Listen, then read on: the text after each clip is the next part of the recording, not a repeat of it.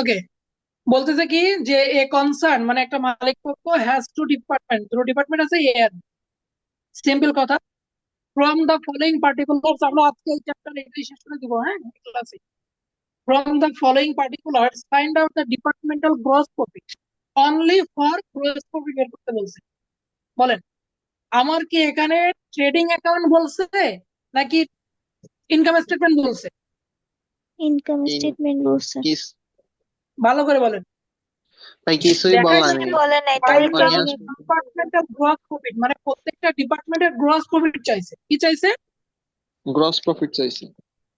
তাহলে এখানে আবার ইনকাম স্টেটমেন্টও বলেনি, আবার ট্রেডিং এর পিএল অ্যাকাউন্টও বলেনি। ভাই তাহলে কাজ গ্রস করবো না, প্রফিট, শুধু ওই যে টাকার ছকে প্রফিট বের করে রাখবো। আমি বলতেছি শুনেন, কারণ এটা যে লাস্ট ক্লাস, আমার মনে হয় এখানে সবকিছুই নিয়ম কানুন বলা হয়ে গেছে। এখন আমার মনে হয় না নতুন করে ওগুলো বলা মানে ঠিক হবে, তারপরেও বলতেছি। সেটা কি, আমি আবারও শুরু থেকে বলতেছি। আমার এখানে বলা আছে যে ডিপার্টমেন্টাল গ্রস প্রফিট, আমার কিন্তু বলেনি trading account and PL account করো অথবা ইনকাম স্টেটমেন্ট করো, এরকম কিছু বলেনি। মানে না আমাদের যে রিকোয়ারমেন্ট মূলত সেটা বলেনি, বলছে না ভাই, বলছে শুধু গ্রস প্রফিটের কথা। শুধু বলছে ডিপার্টমেন্টাল গ্রস প্রফিট, মানে প্রত্যেকটা ডিপার্টমেন্টের গ্রস প্রফিট বের করছে। এখন আমার কোশ্চেন হচ্ছে, আমি যদি ইনকাম স্টেটমেন্ট করি তাহলে সেলস থেকে হ্যাঁ। কস্ট অফ গুডস বাদ দিলে গ্রস প্রফিট পাই, তাই না? জি ভাই প্রায়। আবার যদি ট্রেডিং এন্ড পিএল অ্যাকাউন্টের সব দিয়ে করি তাহলে শুধু ট্রেডিং অ্যাকাউন্ট করলে গ্রস প্রফিট পাই, তাই কি না? গ্রস প্রফিট পাই, হ্যাঁ পাই। তাহলে আমরা এখন এখানে নির্দিষ্ট করে কোনো রিকোয়ারমেন্ট বলেনি, শুধুমাত্র গ্রস প্রফিটটা বের করো। আমার কিন্তু বলেনি আনুমানিক গ্রস প্রফিট, এটা কিন্তু বলেনি। আনুমানিক বললে আমি সব দিয়ে করতেও পারি, নাও পারি। কিন্তু বলছে ডিপার্টমেন্টের গ্রস প্রফিট, মানে গ্রস প্রফিট চেয়েছে, নির্দিষ্ট করে বের করতে হবে। তার মানে যে কোনো একটা ছক তোমাকে ব্যবহার করতে হবে, হয় ট্রেডিং অ্যাকাউন্টের ছক, না ইনকাম স্টেটমেন্টের ছক। কথা কি ইনকাম ক্লিয়ার? স্টেটমেন্ট। হ্যাঁ। তাহলে যেহেতু গ্রস প্রফিট বলছে, তারপরে ট্রেডিং অ্যাকাউন্ট করলেই আমরা গ্রস প্রফিট পাবো, তাই আমরা ট্রেডিং অ্যাকাউন্ট ছক দিয়ে করবো। কথা কি ক্লিয়ার? জি ভাই। তন্নি, আর কোনো কোশ্চেন? না ভাই ঠিক আছে, বুঝছি। ওকে, তাহলে আমার এখানে তথ্য কি কি দেওয়া আছে? আমার দেখতে পাচ্ছি ওপেনিং ইনভেন্টরি দেওয়া আছে, এটা জানি আমরা। ট্রেডিং অ্যাকাউন্টে যাই, সর্বপ্রথমেই বাম পাশে যাই, তারপর পার্সেস যাই। পার্সেসের নিচে দেখেন ক্যারিয়েজ ওয়েজেস, এই দুটো কি ওই পার্সেসের দিকে যায় না? হ্যাঁ। ক্যারিয়েজ মানে ক্রয় পরিবহন, আর ওয়েজেস মানে হচ্ছে আমরা জানি মজুরি। এরপরে বলছে সেল, সেল যাবে কোন দিকে? ডান দিকে যাবে। এরপরে দেখেন হলুদ কালার করা তিনটা লাইন আছে, আমি এই তিনটা লাইন এখন বলবো না, ওটা থাক ওইভাবে। পরেরটা দেন, ক্লোজিং ইনভেন্টরি কি আছে? Closing inventory. ক্লোজিং তাহলে ইনভেন্টরি। হ্যাঁ, আমি যে জিনিসটা করব সেটা হচ্ছে,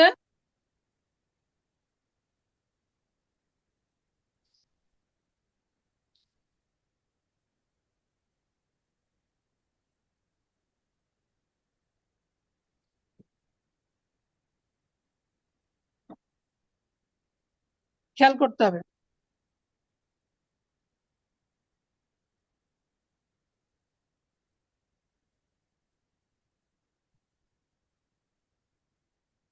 খেয়াল করতে হবে কিন্তু, হ্যাঁ। জি ভাই।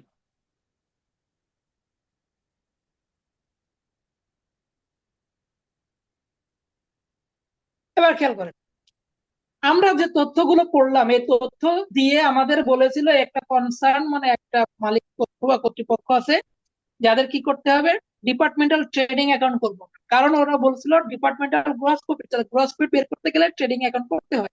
তাহলে এই ছক কাটলাম এবং লিখলাম for the year ended 31 December 2013 সালটা বলা ছিল।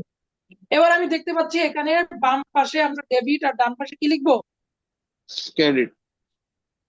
ডান পাশে ক্রেডিট লিখবো, রাইট। তাহলে বাম পাশে ডেবিট, ডান পাশে ক্রেডিট। ওকে, লিখলাম। এখন এই ছকটা দেখেন, আমি এখানে কোনো ডিপার্টমেন্ট দুইটা, ডিপার্টমেন্ট এ ডিপার্টমেন্ট বি, পার্টিকুলার 2 টাকার কলাম, আবার ডান দিকেও তাই, পার্টিকুলার 2 টাকার কলাম। এখানে কিন্তু টোটালের ঘর কাটি নাই, কাটছি? না ভাই। আমি এখানে কোনো টোটালের ঘর কাটি না, ভালো কথা। টোটালের ঘর যখন আমি কাটি নাই, তাহলে আমি কি করবো?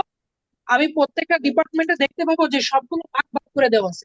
টোটালের ঘর কখন কাটবো? যখন ভাগ করে দেওয়া থাকে না, তাই তো?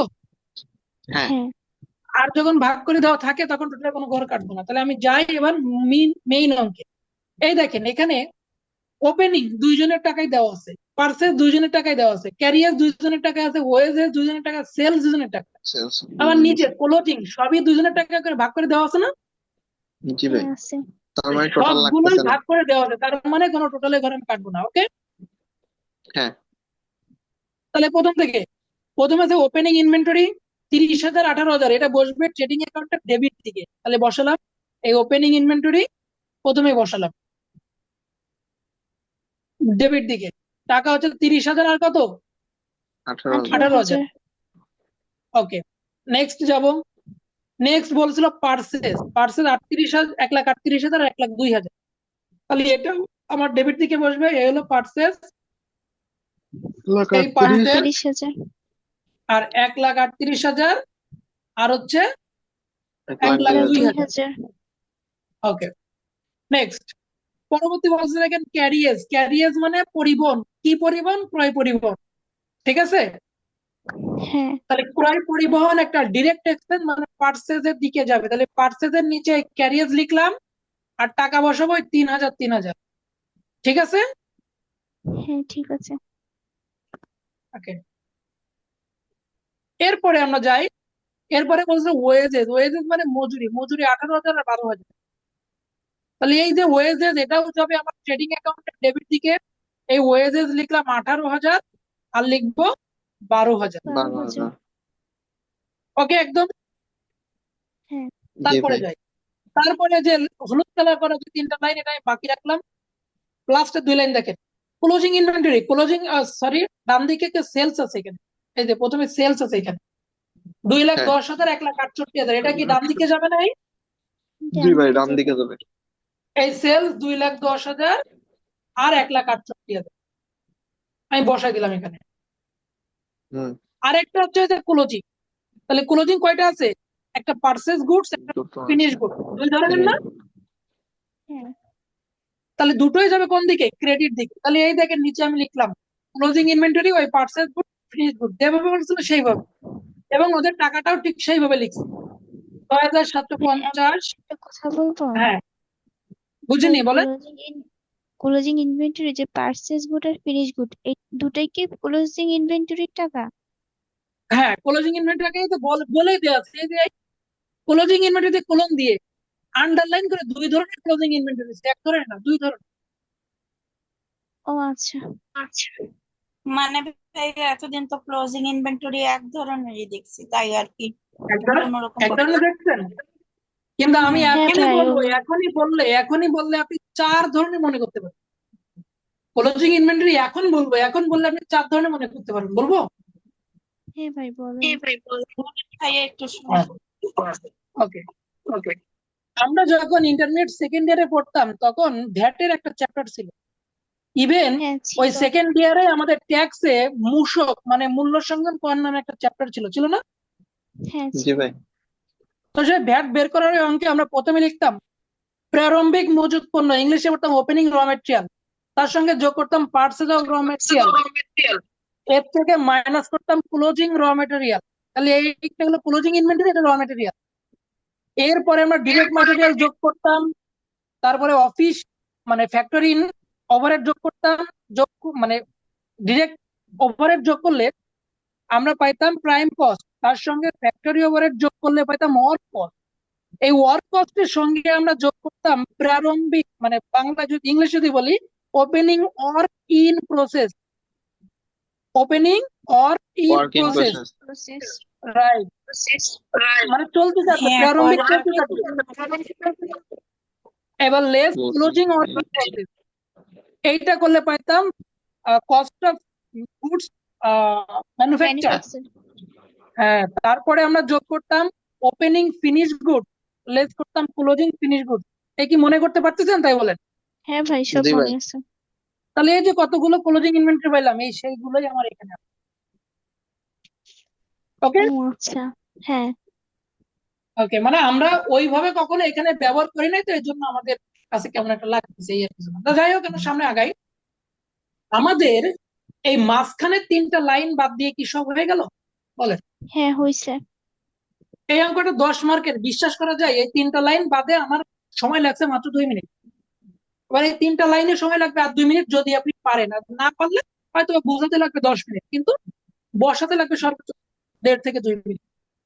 তাহলে প্রথমে বলি, পারচেজ গুডস ট্রান্সফার মানে কি? ক্রয়কৃত পণ্য হস্তান্তর বা স্থানান্তর কি করতেছে? ক্রয়কৃত পণ্য স্থানান্তর করতেছে। মানে এক কথায় একজন আরেকজনকে দিচ্ছে। মানে ডিপার্টমেন্ট কয়টা এখানে, এ আর বি না? হ্যাঁ, এ আর বি। মানে এ দিচ্ছে হ্যাঁ বি কে, আবার পাইছিলাম কখনো বি বি দিচ্ছে দিচ্ছে এ একে। কে, এরকম আর কি। তো প্রথম হ্যাঁ, থেকে পারচেজ গুডস ট্রান্সফার মানে ক্রয়কৃত পণ্য স্থানান্তর। তাহলে কোন জায়গায় কোন জায়গায় হচ্ছে? এখানে দেখেন, বাই বি টু এ, মানে বি দিচ্ছে আর এ পাচ্ছে। কে দিচ্ছে? বি বি দিচ্ছে, এ দিচ্ছে আর এ পাচ্ছে। পাচ্ছে। মানে ট্রান্সফার করতেছে বাই বি, মানে বি দিচ্ছে, আর টু এ, টু মানে এ পাচ্ছে। ঠিক আছে? টু এর হ্যাঁ, পরে জি যে ভাই। তার দিকে পণ্যটা যাচ্ছে, মানে সে পাচ্ছে।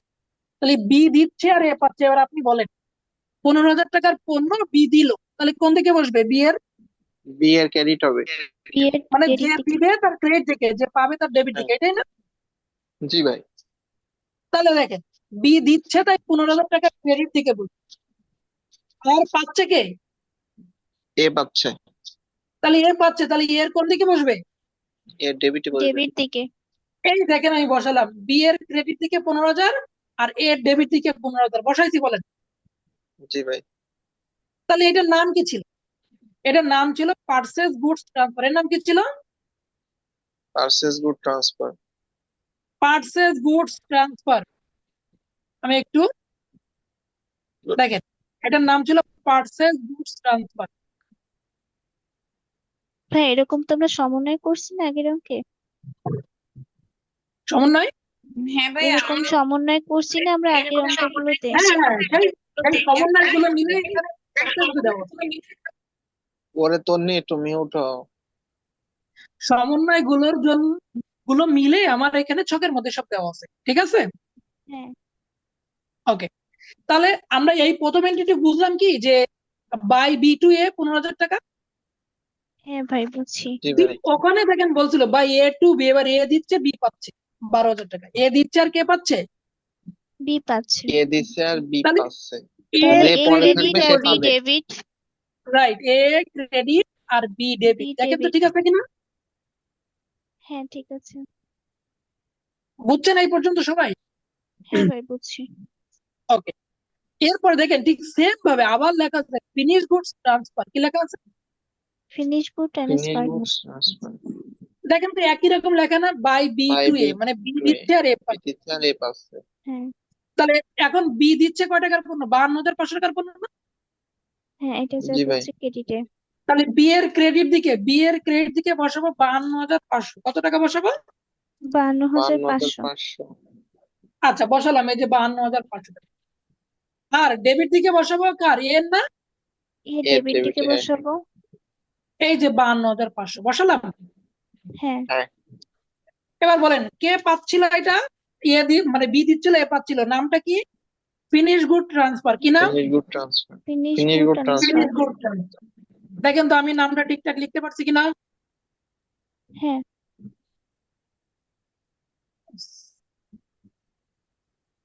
Finish goods transfer. Transfer. Transfer. Okay, 52,500 টাকা। কারো বুঝতে কোনো সমস্যা? না ভাই। না ভাই, ঠিক আছে। এবার দেখে নিচে বলছিল বাই এ টু বি, এবার এ দিচ্ছে বি পাচ্ছে 60,000 টাকার পর। এ দিচ্ছে, তাহলে এর ক্রেডিট দিকে বসবে না? এ ক্রেডিট দিকে বসবে, বি ডেবিট দিকে। তাহলে এর ক্রেডিট দিকে বসালাম 60,000 টাকা, বসাইছি। হ্যাঁ। জি ভাই। আর বি এর ক্রেডিট দিকে বসাবো 60,000 টাকা, আর ডেবিট দিকে, বি এর ডেবিট দিকে। ঠিক আছে? জি ভাই। ওকে, এ পর্যন্ত সবাই বুঝে গেছে। এবার প্রবলেমটা কি? প্রবলেমটা এখানে আরো একটা লাইন আছে, এই লাইনটা, তাই না? হ্যাঁ। লাইনটা কি? Return of finish goods. Return of কি? Finish finish good. Goods. Okay, আচ্ছা আমি আগে একটু কথা বলে আসি। মনে করেন এই যে পারচেজ গুডস ট্রান্সফার, এ ক টাকার পণ্য দিছিল? 12,000। 12,000 টাকা। তাহলে আমি কি বলতে পারি এ 12,000 টাকার পণ্য বিক্রি করছিল? হ্যাঁ পারি। জি ভাই। কার কাছে বিক্রি করছিল? বি এর কাছে বিক্রি করছিল। বিয়ের কাছে বিক্রি করছিল। ঠিক আছে না বিষয়টা? হ্যাঁ। আচ্ছা আচ্ছা, এবার বলেন তো, পারচেজ থেকে রিটার্ন যোগ হয় না বিয়োগ হয়? বিয়োগ হয়। বিয়োগ হয়। আর সেলস থেকে রিটার্ন যোগ হয় না বিয়োগ হয়? স্যার রিটার্ন যোগ হয়। সেলস এর রিটার্ন যোগ হয়। বিক্রি সেলস থেকে করেছিলাম, রিটার্ন ফেরত আর আনিছি। ডিসকাউন্ট বাদ দিলে, তুমি বিক্রি করছিলে 1 লাখ টাকার পণ্য, সেখান থেকে ফেরত আসছে 10,000 টাকার পণ্য, তোমার বিক্রয় থাকলো কত? 1 লাখ নাকি 1,10,000? বিয়োগ হবে। পার্থ, জি ভাই। তুমি বিক্রি করছিলে 1 লাখ টাকার পণ্য, আমার কাছে বিক্রি করছিলে, এবার আমি দেখলাম ওইখান থেকে নষ্ট পণ্য দিছো তুমি, 10,000 টাকার পণ্য ফেরত দিলাম, তাহলে তোমার বিক্রয় কি 1,10,000 হয়ে গেল?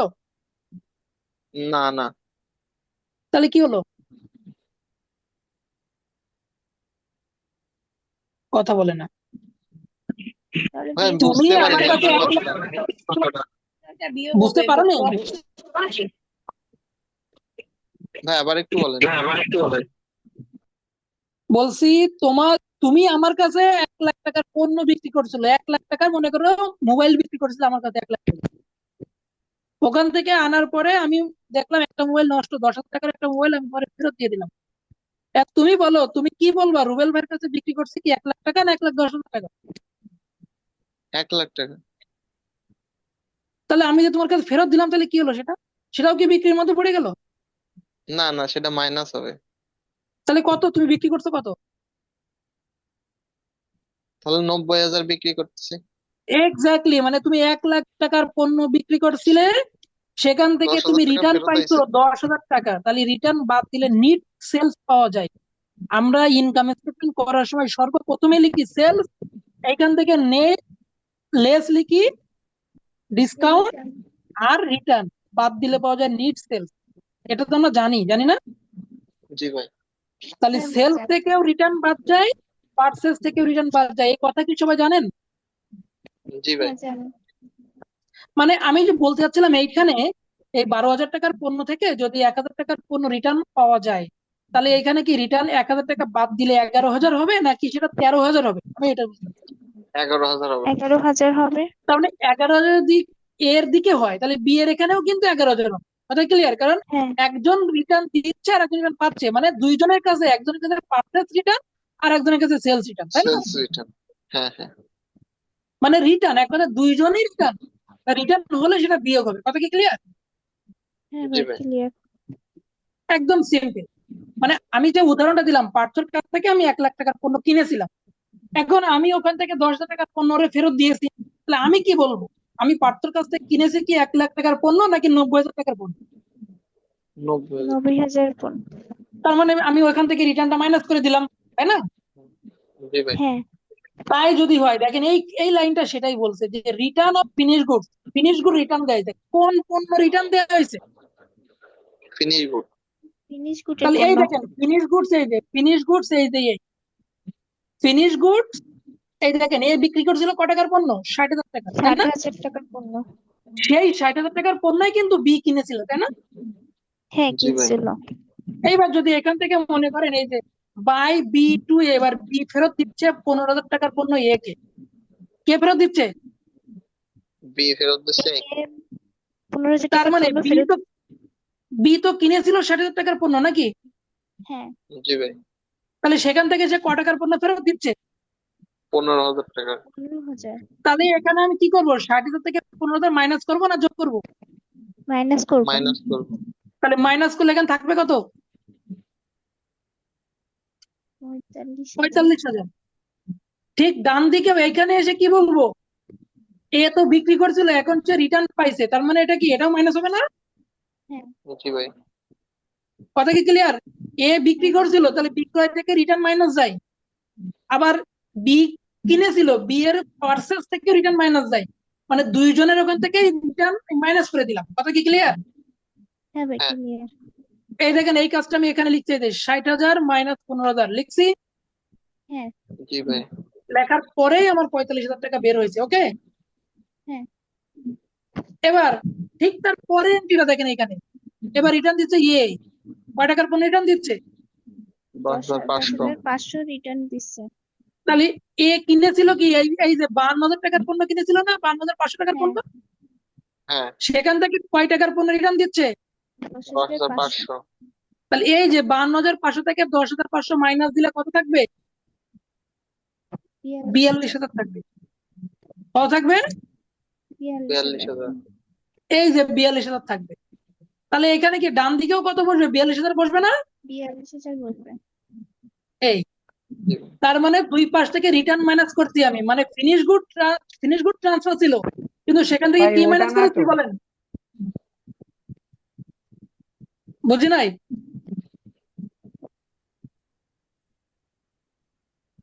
দুই পাশ থেকে ফিনিশ গুড ট্রান্সফার ভাই, এই থেকে কি মাইনাস 42,000 করেছি? টা বিতে হবে, এটা বলছে মনে হয় দীপু। কেন বিতে হবে কেন? ও এখানে, সরি এই এখানে হবে না? আচ্ছা আচ্ছা, বুঝতে পারছি এখানে। আর এখানে 45 ছিল, তাই তো? ঠিক আছে এবার। জি ভাই।